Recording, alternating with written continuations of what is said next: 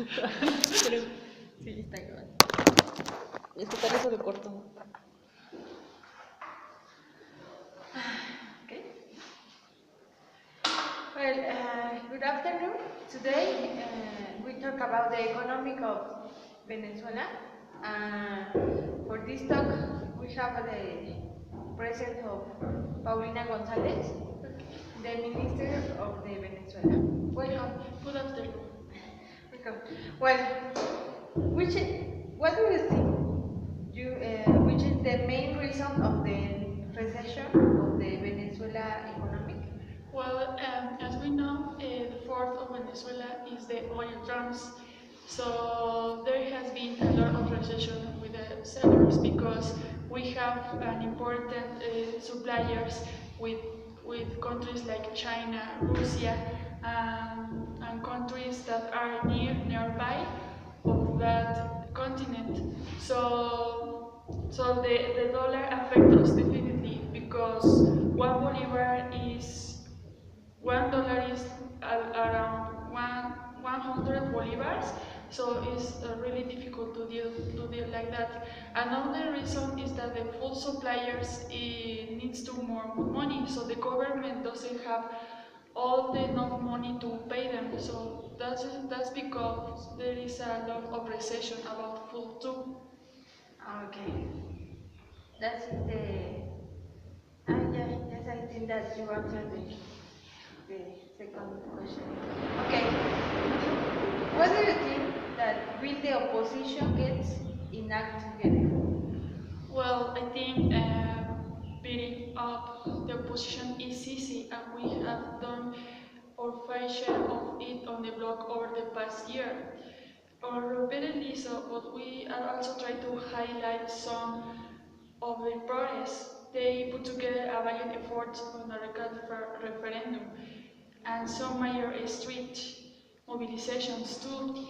And the National Assembly itself shows some important legislative achievement which should be considered as such, despite having been killed by the Supreme Court. So at the same time, these efforts were frequently dogged by this organization and a lack of agreement of both of which resulted in a lack of strategic thinking. And someone can help, as you know, would imagine that they could accomplish if they had unified leadership, really a reach out to all Venezuelans, and put together a solid platform.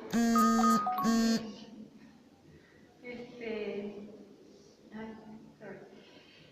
Can the international community have any influence over the course of events in Venezuela? Well, actually, Hugo Chavez, with a regional coalition that was a significant source of strength for a political project. Through Petrocaribe and other forms of economic exchange, Venezuela was able to secure the votes it needed to the flag organization of American States, as we know, the OAS initiative. At the same time, he helped to the flag organization of America, as I said before, and to consolidate Venezuela's position in the United States. With the decline of the Bolivarian project and a significant shift to the right in the region, this strength has dissipated, and the OAS Secretary General invoked the charter last May, and Mercosur recently marginalized Venezuela from full membership. What is yet to be seen is whether UNASUR can have any serious impact on the Maduro government, and whether Almagro spent all his available capital in invoking the charter too soon, and thereby making it difficult to take Venezuela up again. So. Okay, thank you. We know that the new president of the United States will have a law in the economic. So intentions of aggressive with respect to Venezuela?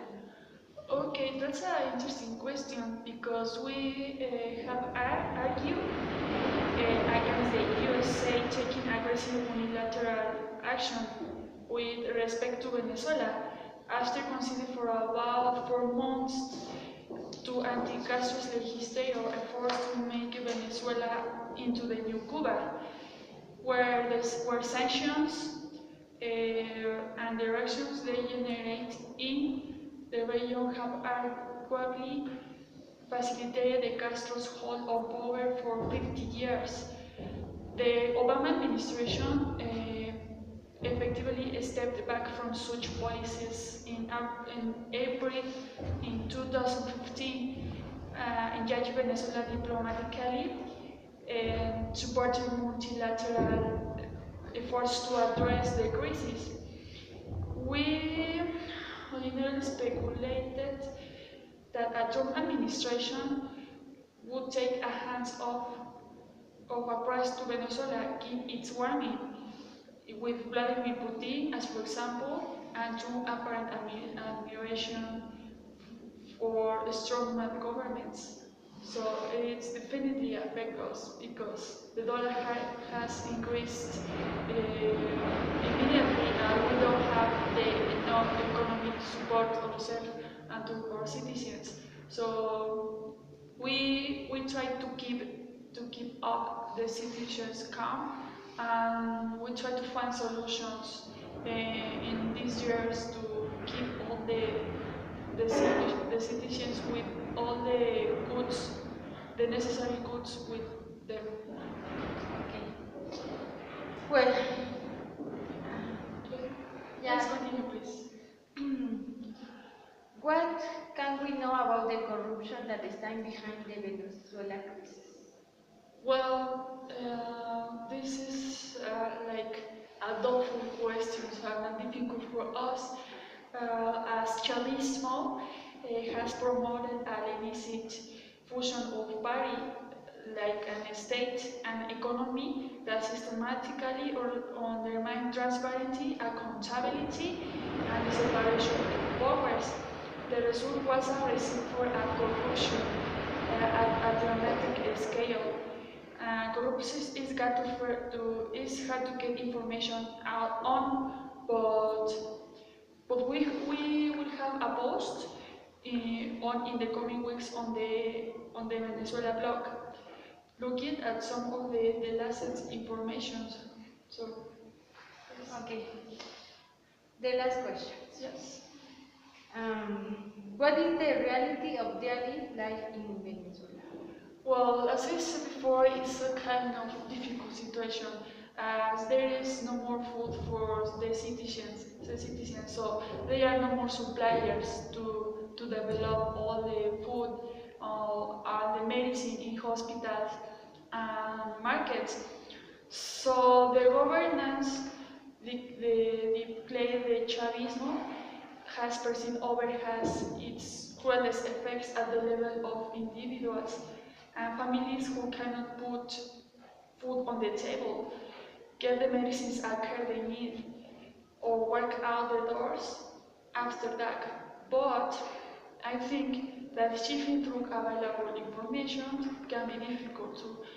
On the other hand, the fact that its governing project has pompously, often obnoxiously portrayed itself as an alternative to the global status quo, make its meltdown, drive for disaster, journalism, social media hyperbole, and even video games. On the other hand, given that Chavismo is built by Marxist perspectives that assume that international capital controls the media for its own benefit. So the socialists won the elections some years before, although the majority of citizens vote for democratic, but the result here is that Madero and Hugo Chavez got an important contact with all the governments. So I think that That is another reason of the Venezuela situations. Finally, well, our goal is to treat people as end in themselves, and not in political or social positioning. Doing so, I think that requires portraying them and the situations they face in all of the complex multidimensionality. Okay, thank you. Well, that's all for this interview. Thank you so much. Thank you. Yes. Ay, ay, ay.